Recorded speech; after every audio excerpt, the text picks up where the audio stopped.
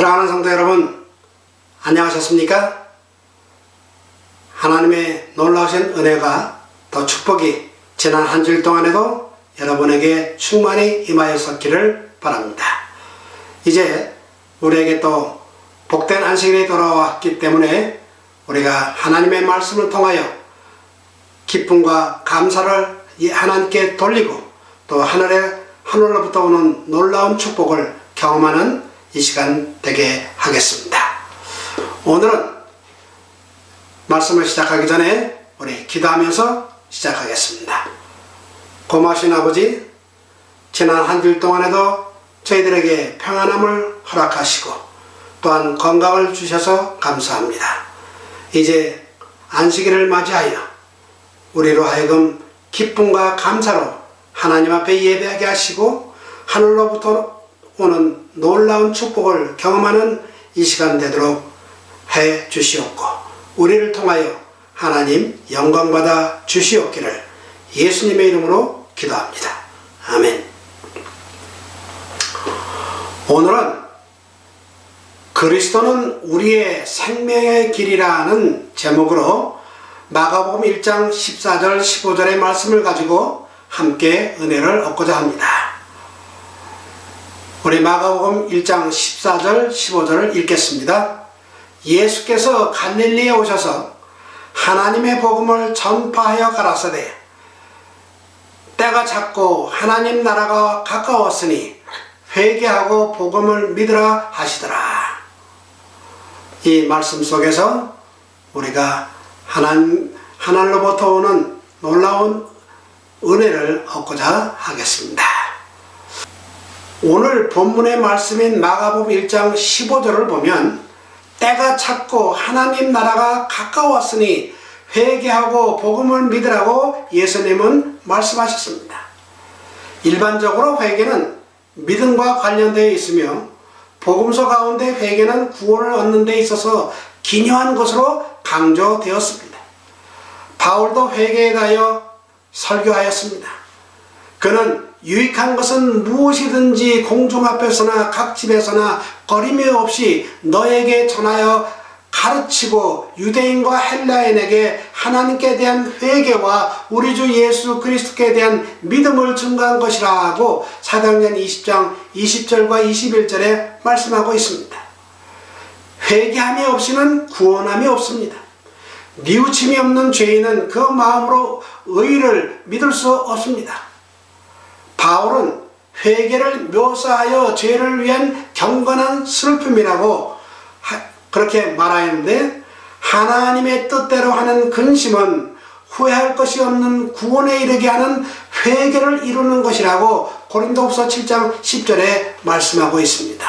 이러한 회개 자체에는 공로의 성격을 띈 것은 아무것도 없으며 다만 잃어버린 죄인의 유일한 소망이시며 유일한 구세주로서 그리스도를 받아들이기 위하여 그 마음을 준비시킬 따름입니다. 죄인이 율법을 바라볼 때에 그가 범한 죄들이 자기 자신에게 밝히 드러나며 양심을 깨우치게 되며 죄사함을 받습니다. 그의 유일의 안위와 소망은 갈바리의 십자가를 바라보는 데 있습니다.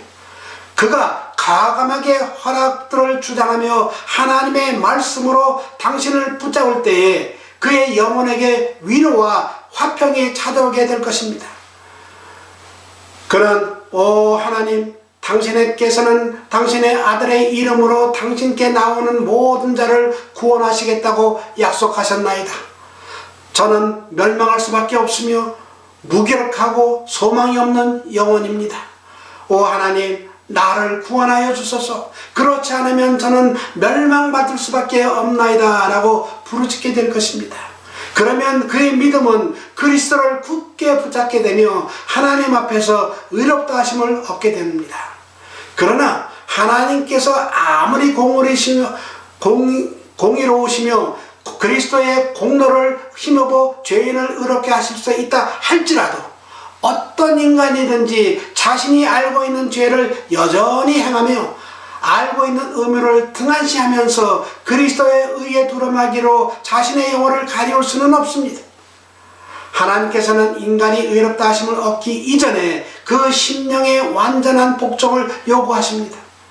인간이 의롭다 하심을 보유하기 위해서는 계속적인 순종을 하여야 하며 사랑으로 역사하는 활동적이며 살아있는 믿음을 통하여 그 영혼을 순결케 하여야 합니다. 야고보는 아브라함에 대하여 기록하기를 우리 조상 아브라함이 그 아들 이삭을 제단에 드릴 때에 행함으로 의롭다 하심을 받은 것이 아니냐. 내가 보거니와 믿음이 그의 행함과 함께 일하고 행함으로 믿음이 온전케 되었느니라. 이에 경에 이른 바 아브라함이 하나님을 믿으니 이것을 의로 여기셨다는 말씀이 응하였고 그는 하나님의 벗이라 칭함을 받았나니 이로 보건대 사람이 행함으로 의롭다 하심을 받고 믿음으로만 아니니라 라고 야고보 2장 21절로 24절에 말씀하고 있습니다. 인간이 믿음으로 말미암아 의롭다 하심을 얻기 위하여는 그의 믿음이 마음의 모든 애정과 충동들을 지배할 수 있는 위치에 도달해야 합니다. 또한 믿음 자체가 완전함에 이르게 되는 것은 오직 순종에 의해서입니다. 믿음은 허락의 조건입니다. 그리스도의 은혜가 없이는 죄인은 절망적인 상태에 놓여있게 되며 그를 위하여 아무것도 할 수 없습니다. 그러나 거룩한 은혜를 힘입을 때에 초자연적인 능력이 인간에게 부여되며 그 능력이 인간의 정신과 마음과 품성에 역사하게 됩니다. 그리스도의 은혜를 나누어 받음으로써만 죄의 가증한 정체를 분별하게 되며 마침내 죄를 영혼의 성전에서 쫓아낼 수 있습니다. 우리들이 그리스도와 사귀게 되고 구원의 사업을 위하여 주님과 더불어 연합하게 되는 것도 오직 은혜를 통하여만 이루어지는 것입니다. 믿음은 하나님께서 죄인들에게 사유하심을 약속할 만한지를 다루어 보시는 조건입니다. 그것은 믿음 안에 구원을 얻을 수 있는 어떤 공덕이 있어서가 아니라 죄의 치유제로 마련된 그리스도의 공로를 그의 믿음이 붙잡을 수 있기 때문입니다. 믿음은 죄인의 범죄와 결함 대신에 그리스도의 완전하신 순종을 제시할 수 있습니다. 죄인이 그리스도께서 자신의 개인적인 구세주임을 믿을 때에 하나님께서는 그의 변함이 없으신 약속을 따라서 그의 죄를 용서하시고 그를 값없이 의롭게 하십니다. 회개한 영혼은 자기의 대치물이시며 담보물이신 그리스도께서 자기를 위하여 죽으셨고 그의 대속이 이루어지고 그의 의가 됨으로써 자신의 의롭다 하심이 이루어졌다는 사실을 깨닫게 됩니다. 아브라함이 하나님을 믿음에 이것이 저에게 의로 여기신 바 되었느니라. 일하는 자에게는 그 삭슬을 은혜로 여기지 아니하고 빚으로 여기거니와 이를 아니할지라도 경건치 아니한 자를 의롭다 하시는 이를 믿는 자에게는 그의 믿음을 의로 여기시나니 하고 로마서 4장 3절로 5절에 말씀하고 있습니다. 의란 율법에 순종하는 것입니다. 율법은 의를 요구하는데 바로 이것을 죄인이 율법에게 비추고 있습니다. 그러나 죄인은 그 빚을 갚을 능력이 없습니다. 그가 의에 이룰 수 있는 유일한 방법은 오직 믿음을 통해서 얻는 것뿐입니다. 그는 믿음에 의하여 그리스도의 공로를 하나님께 가져갈 수 있으며 하나님께서는 당신의 아들의 순종하심을 죄인의 계정에 두시는 것입니다. 인간이 실패한 자리에 그리스도의 의를 받아들이시고 하나님께서는 회개하고 믿는 영혼을 받으실 뿐만 아니라 용서하시고 의롭게 하시며 그를 마치 의인인 것처럼 취급하시고 당신의 아들을 사랑하신 것처럼 그를 사랑하십니다. 믿음이 의로 간주되는 것은 바로 이런 까닭이며 용서받은 영혼을 은혜에서 은혜에 이르게 되며 빚에서 더 큰 빚으로 나아가게 됩니다. 그래서 용서받은 영혼은 기뻐하면서 우리를 구원하시되 우리의 행한 바 의로운 행위로 말미암지 아니하고 오직 그의 궁휼하심을 좇아 중생의 씻음과 성령의 새롭게 하심으로 하셨나니 성령을 우리 구주 예수 그리스도로 말미암아 우리에게 풍성히 부어주사 우리로 저희 은혜를 힘입어 의롭다 하심을 얻어 영생의 소망을 따라 후사가 되게 하려 하심이라 하고 디도서 3장 5절로 7절에 있는 말씀을 우리가 말할 수 있게 되는 것입니다. 또 성경 속에 이런 말씀이 기록되어 있습니다. 영접하시는 자 곧 그 이름을 믿는 자들에게는 하나님의 자녀가 되는 권세를 주셨으니 이는 혈통으로나 육정으로나 사람의 뜻으로 나지 아니하고 오직 하나님께로 난 자들이니라 하고 요한복음 1장 12절 13절에 말씀하셨을 뿐만 아니라 또한 예수님께서는 사람이 거듭나지 아니하면 하나님 나라를 볼 수 없느니라 사람이 물과 성령으로 나지 아니하면 하나님 나라에 들어갈 수 없느니라고 말씀하셨습니다. 우리들은 다 하나님의 자녀가 되어야 하므로 우리들 앞에 놓여 있는 것이 결코 낮은 표준이 아닙니다. 우리들은 개인적으로 구원을 받아야 하며 시험과 시련의 날에 우리들은 하나님을 섬기는 자와 하나님을 섬기지 않는 자를 분별할 수 있게 될 것입니다. 우리들은 주 예수 그리스도 안에서 개인적인 신자들로 구원을 받게 됩니다. 많은 사람들은 하나님의 은총을 얻기 위하여 어떤 일을 해야만 한다는 뜻에서 하늘을 기어 오르려고 생각함으로써 바른 길을 잃고 있습니다. 저들은 혼자의 힘으로 하는 노력으로 저들 자신을 개선해 보려고 애를 씁니다. 그러나 저들은 결코 이런 방법으로는 아무것도 성취할 수 없을 것입니다. 그리스도께서는 우리들의 희생 제물로서 죽으셨고 우리들의 모본으로 생애하셨으며 우리들의 대제사장이 되심으로써 그 길을 마련해 놓으셨습니다. 주님께서는 내가 곧 길이요 진리요 생명이니라고 말씀하셨습니다. 만약 우리들 자신의 어떤 노력에 의해서 단 한 계단이라도 사다리를 올 수 있었다면 그리스도의 말씀은 진실한 것이 되지 못하였을 것입니다. 그러나 우리들이 그리스도를 받아들이게 될 때에 선한 행실은 우리들이 생명의 길에 있다는 효과적인 증거가 될 것이며 그리스도께서 우리들의 길이 되셔서 우리가 하늘로 가는 참된 길을 걷고 있다는 확실한 증거가 될 것입니다.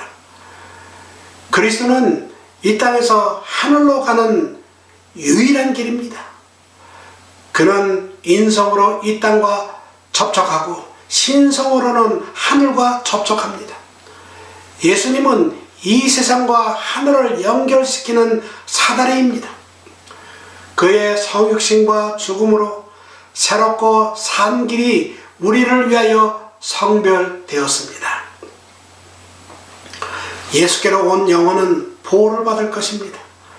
개인적인 노력으로 말미암아 한 영혼이 그리스도께 나아왔을 때 복종하고 겸손한 마음을 그대로 두어 하나님께서 역사하실 수 있게 하십시오. 하나님께서 합당하시다고 보시는 바로 그 봉사를 하도록 그를 주장하시게 하십시오. 하나님께서는 당신의 은혜가 당신께로 나오는 모든 사람들에게 족할 것이라고 약속하셨습니다. 예수님께 자신을 맡기고 마음의 문을 열고 그분을 모셔드리는 사람들은 보호함을 받을 것입니다. 예수님은 내가 곧 길이요 진리요 생명이라고 말씀하셨습니다. 사람들이 예수님을 소유할 때에 그들은 진리를 소유할 것입니다. 그들은 예수님 안에서 온전하여질 것입니다. 여러분, 우리에게 구원의 다른 방도는 없습니다. 2000년 전에 그리스도께서 진리의 교사로서 하신 일은 그리스도 당시의 랍비들이 한 일과는 아주 판이하게 달랐습니다. 그들은 전설과 인간의 이론과 가설의 구애를 받아 하나님의 말씀 대신에 그 말씀에 대한 인간의 가르침과 저서에 치중하였습니다. 그러므로 그들의 교훈에는 심령을 소생시키는 능력이 없었습니다. 그러나 그리스도의 교훈과 설교의 주제는 하나님의 말씀이었습니다. 그는 항상 질문하는 자들을 기록하였으되 또 성경이 어떻게 말하였느냐, 내가 어떻게 읽느냐라는 단순한 말로서 대하셨습니다. 반대자들이나 찬성자들을 막론하고 그들의 관심이 일깨워졌을 때에는 그 기회를 놓치지 않고 말씀의 씨를 부르셨습니다.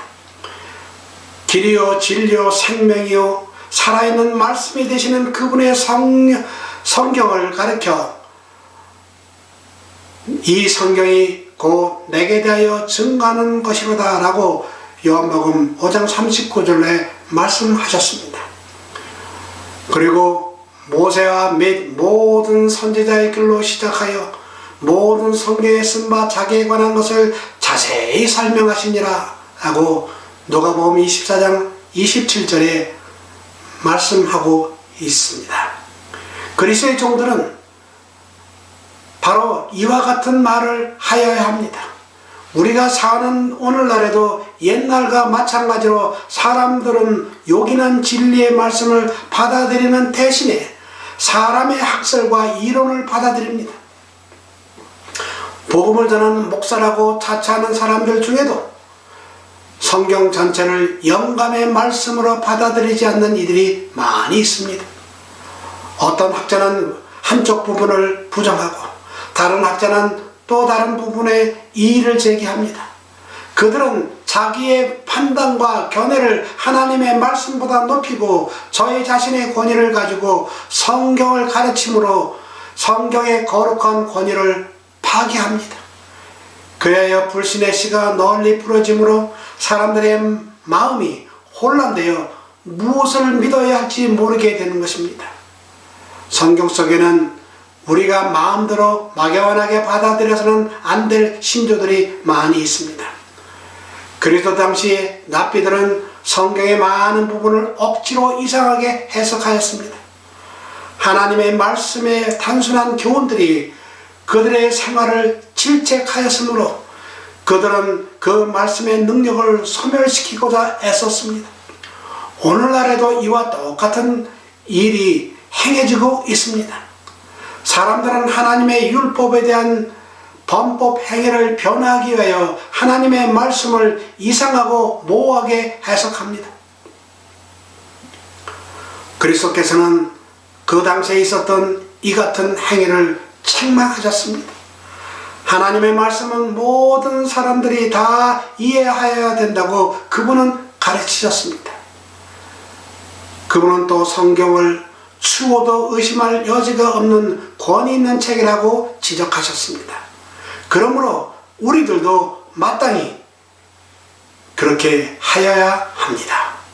성경은 무한하신 하나님의 말씀으로 모든 논쟁의 해결사로서 그리고 모든 신앙의 기초로서 제시되어야 합니다. 그런데 오늘날에는 성경은 이 같은 능력을 빼앗겨 버렸고 그 결과로 인류의 영적 생활은 점점 타락하게 되었습니다. 오늘날 강단에서 하는 많은 설교는 사람들의 양심을 각성시키고 심령의 생명을 불어넣는 거룩한 현시가 없습니다. 설교를 듣는 많은 청중들은 길에서 우리에게 말씀하시고 우리에게 성경을 풀어주실 때에 우리 속에서 마음이 뜨겁지 아니하다나 하는 말을 할 수 없습니다. 이 세상에는 살아계신 하나님을 찾고자 부르짖는 사람들과 그의 임재를 간절히 바라는 사람들이 적지 않으나 어떠한 훌륭한 철학적 이론이나 문학적 변론도 그들의 요구들을 만족시켜 주지 못하고 있습니다. 사람들의 주장이나 그들의 자아낸 이론은 무가치한 것입니다. 하나님의 말씀이 사람들에게 말하도록 하여야 합니다. 전설과 사람의 학설과 경험만을 들어온 사람들에게 심령을 새롭게 하여 영생에 이르게 하는 하나님의 말씀을 들려주도록 하여야 합니다. 그리스도께서는 항상 하나님의 풍성한 은혜와 자애를 주제로 하여 말씀하셨습니다. 그는 하나님의 품성과 율법이 얼마나 신성한가에 대하여 많이 말씀하셨습니다. 예수님은 사람들에게 당시 자신이 길이요 진리요 생명이라고 말씀하셨습니다. 이러한 것들이 또한 그리스도의 종들의 논자가 되어야 합니다. 예수께서 가르치신 진리를 전하십시오. 율법의 요구와 복음을 밝히 설명하십시오. 그리스도의 생애와 극기와 희생을 사람들에게 말해주고 그의 겸손과 죽음과 부활과 승천에 대하여 이야기하십시오. 그리고 그가 지금 하늘 궁정에서 그들을 위하여 하시는 중보와 다시 와서 너희를 내게로 영접하리라는 약속을 그들에게 가르쳐 주지 않으면 안 되는 것입니다.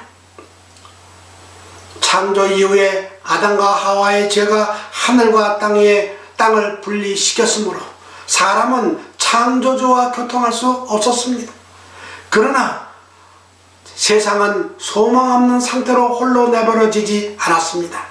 그 사닥다리는 하나님께서 정하신 교통의 매개인 예수님을 나타냅니다. 만일 그분께서 자신의 공로로 죄가 만든 깊은 구렁의 다리를 놓지 않으셨다면 섬기는 천사들이 타락한 인류와 교통할 수 없었을 것입니다. 그리스도께서는 연약하고 절망적인 인생을 무한하신 능력의 근원과 연결시키셨습니다. 이 모든 것이 꿈속에서 야곱에게 제시되었습니다. 비록 그의 마음이 그 즉시에는 계시의 일부만을 이해했을지라도 이 크고 신비로운 진리는 그가 일평생 연구할 과제였으며 그가 이해할 수 있게 차츰차츰 밝혀졌습니다. 야곱은 밤에 깊고 고요한 가운데 잠에서 깨었습니다. 그 계시에 빛나는 형상들은 사라져버렸습니다. 다만 한적한 산들의 희미한 윤곽과 그 위에 반짝이는 별들이 빛나는 하늘만이 그의 눈에 들어왔습니다. 그러나 그는 하나님께서 그와 함께 하신다는 엄숙한 느낌을 가졌습니다. 그 쓸쓸한 장소는 눈에 보이지 않는 임재로 가득 찼었습니다. 야곱이 아침에 일찍이 일어나 벽에 했던 돌을 가져 기둥을 세우고 그 위에 기름을 부었습니다. 중대한 사건을 기념하는 습관에 따라 야곱은 그가 이 길을 지나갈 때마다 이 거룩한 곳에 머물러 주를 예배하기 위하여 머무르려고 하나님의 자비에 대한 기념비를 세웠던 것입니다. 그리고 그는 이곳을 베델 곧 하나님의 전이라고 불렀습니다. 그는 깊이 감사하는 마음으로 하나님의 임재하심이 그와 함께 하시리라는 약속을 반복하였습니다. 그리고 그는 엄숙한 맹세를 하였습니다.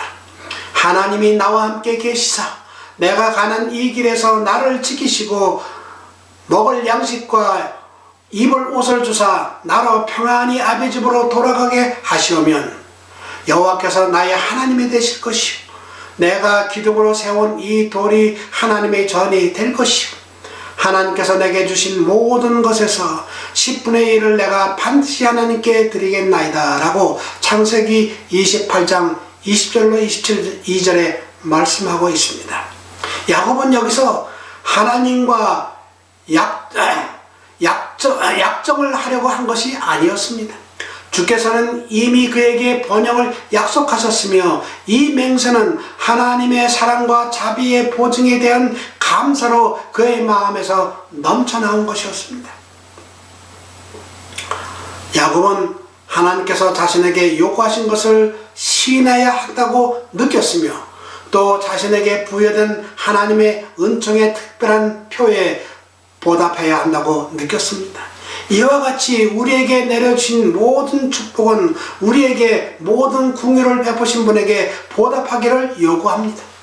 때때로 그리스도인은 자신의 지난 생애를 회고하며 시련 중에 붙드시고 모든 것이 어둡고 험악하게 보일 때에 그의 앞에 길을 열어주시고 힘이 쇠할 때에 그를 소생시킨 하나님의 귀중한 구원을 감사함으로 회상해야 합니다. 그는 그 모두를 하늘 천사들의 돌봄의 증거로 인식하여야 합니다. 이 헤아릴 수 없는 축복들을 고려하여 그는 종종 겸허하고 감사하는 마음으로 여호와께서 내게 주신 모든 은혜를 무엇으로 보답할꼬? 라고 시편 116편 12절에 자문에 보고 있는 것입니다. 그러므로 우리의 시간, 우리의 재간, 우리의 재산은 우리에게 이런 축복들을 위탁하신 분께 거룩히 바쳐져야 합니다. 우리를 위하여 특별한 구원을 베푸시거나 새롭고 얘기하지 않은 은총이 우리에게 허락될 때마다 우리는 말로써 감사할 뿐 아니라 야곱처럼 그분의 사업에 예물과 헌금을 드려서 하나님의 선하심을 인정해야 합니다. 끊임없이 하나님의 축복을 받은 우리는 드리는 일도 끊임없이 해야 합니다. 우리가 우리의 생애를 주를 섬기는 일에 바친다면 하나님께서 섭리하지 아니한 처지에 빠지는 일이 결코 없을 것입니다. 우리가 어떠한 처지에 놓일지라도 우리의 길을 지도하시는 분이 계시며 우리가 어떠한 번민 가운데 빠질지라도 우리에게는 확실한 조언자가 계십니다. 어떠한 슬픔과 사별과 외로움이 우리의 앞을 가로막을지라도 우리에게는 동정이 많으신 친구가 계십니다. 우리가 알지 못함으로 인하여 실족하는 일이 있을지라도 그리스도께서는 우리를 버리지 않으십니다. 내가 곧 길이요 진리요 생명이라. 궁핍한 자의 부르짖을 때 건지며 도움이 없는 가난한 자도 건지며 라고 하시는 그분의 분명하고 똑똑한 음성이 들리지 않으십니까? 주께서는 그분에게 가까이 나아가 신실하게 그분을 섬기는 자들로 말미암아 영광을 받으시게 될 것이라고 말씀하셨습니다. 주께서 심지가 경건한 자를 평강의 평강으로 지키시리니 이는 그가 주를 의뢰함이니이다 하고 이사야 26장 3절에 말씀한 것처럼 전능하신 자의 팔이 우리를 앞으로 인도하기 위하여 펴져 있습니다. 주께서는 앞으로 나아가라.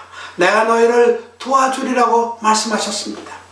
너희가 구하고 받는 것은 나의 이름의 영광을 위함이니라. 너희의 실패를 바라고 기다리는 자들 앞에서 내가 높임을 받게 될 것입니다. 그들은 나의 일이 영광스럽게 승리하는 것을 보게 될 것입니다. 환난을 당하는 자나 억울하게 학대를 받는 모든 자들은 하나님께 부르짖으십시오. 그러면 마음이 강철같이 내혹한 자들에게서 돌아서며 그대들의 요구를 그대들의 창조주께 아뢰신다면 통회하는 마음으로 또 그분에게 나아가는 자들은 한 사람도 거절당하지 않을 것입니다. 진정한 기도는 하나도 허지로 돌아가지 않습니다. 하나님께서는 거룩한 찬양대의 우렁찬 찬미소리 중에서도 가장 연약한 인간의 부르짖는 소리를 들으십니다. 그리스도께서는 자기를 낮추시고 인성을 취함으로써 사단의 품성과 정반대되는 품성을 드러내셨습니다. 그러나 그는 굴욕의 길에서 한층 더 밑으로 내려가셨습니다. 사람의 모양으로 나타나셨음에 자기를 낮추시고 죽기까지 복종하셨으니 그 십자가의 죽으심이라 그 빌립보 2장 8절에 말씀하고 있습니다. 대제사장이 화려한 예복을 벗고 일반 대제사장의 세모포 옷을 입고 봉사한 것처럼 그리스도께서는 종의 형상을 취하시고 자신이 제사장으로서 그리고 자신이 제물도 제사서 제사를 드리셨습니다.